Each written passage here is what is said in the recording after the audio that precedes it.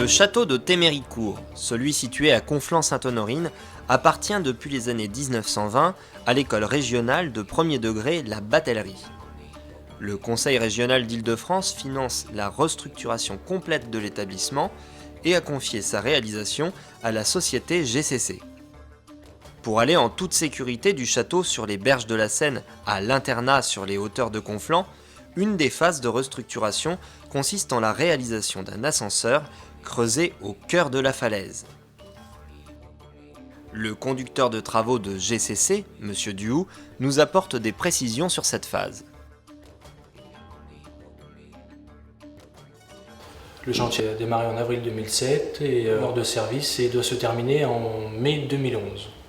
La particularité de ce chantier, c'était de créer 4 ascenseurs dans le bâtiment internat.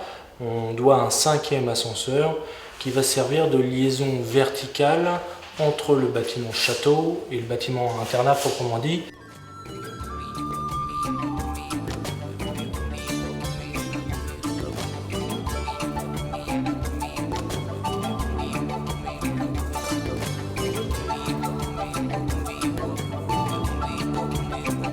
On a confié la mission à TJFR de creuser et de construire une gaine ascenseur sur environ 16 mètres de profondeur.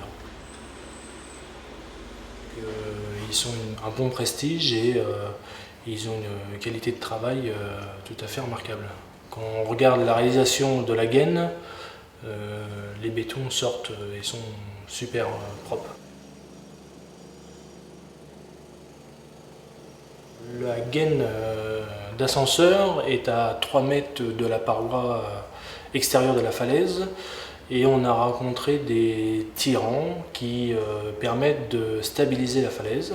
TJFR a su creuser au travers de ces tirants, espacer de à peine 2 mètres entre eux, et de creuser en même temps, c'était loin d'être facile.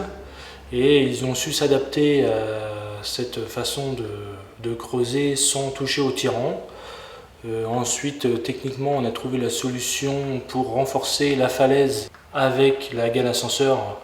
Et donc, au cours de la réalisation proprement dit de la gaine, TJFR a recellé les tirants au fur et à mesure de la montée de la gaine.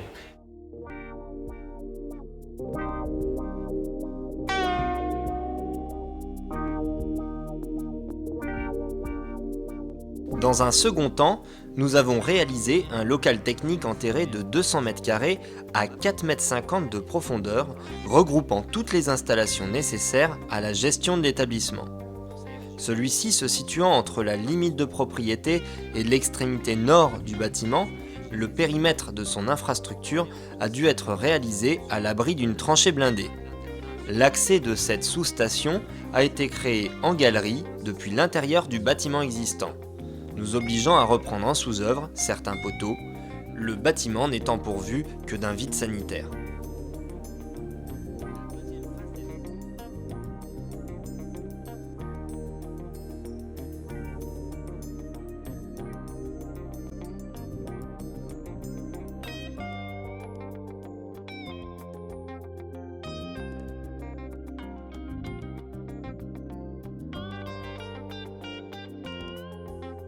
La fin des travaux est prévue pour 2011. Nous avons choisi TJFR pour son professionnalisme et sa grande qualité de réalisation, sa tenue des délais, sa réactivité.